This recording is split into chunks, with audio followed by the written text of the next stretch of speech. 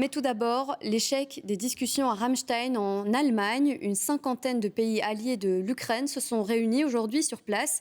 L'idée ici était de se mettre d'accord pour livrer des armements lourds à l'Ukraine et plus précisément des chars Léopard. Mais finalement, ce ne sera pas le cas malgré les demandes répétées du président ukrainien. Explication de Nathan Gerlache et Philippe Jacquemotte. Voilà l'engin tant espéré par l'Ukraine. Un blindé lourd, le char Léopard 2, que Volodymyr Zelensky a encore réclamé à l'ouverture de la conférence. You can start this policy today.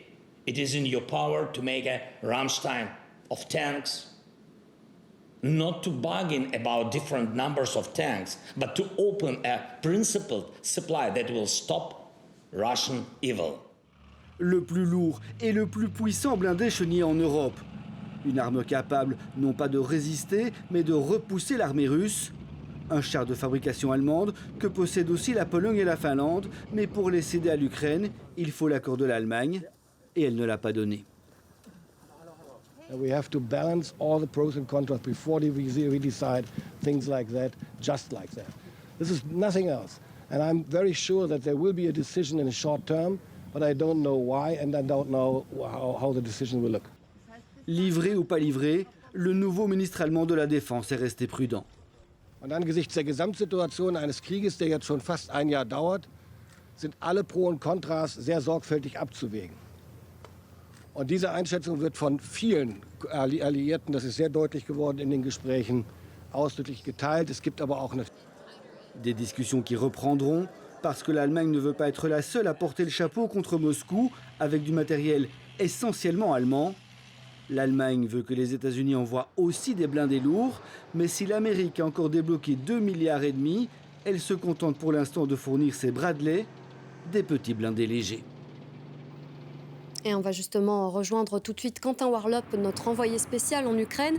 Quentin, est-ce qu'on peut dire que les Occidentaux ont aujourd'hui peur de l'escalade ?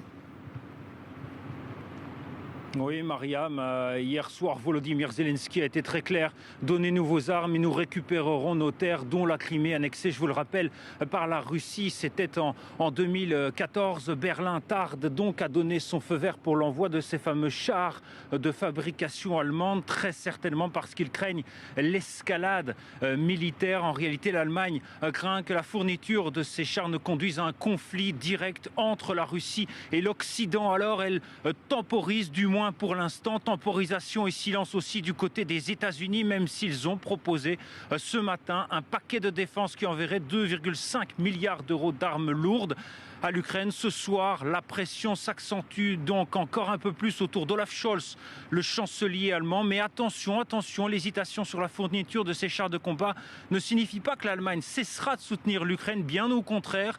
Des missiles guidés, des véhicules blindés et l'ensemble du reste des équipements de défense allemands doit arriver en Ukraine d'ici quelques semaines, alors que les alliés de Kiev se préparent ici à une nouvelle offensive russe à l'approche du printemps.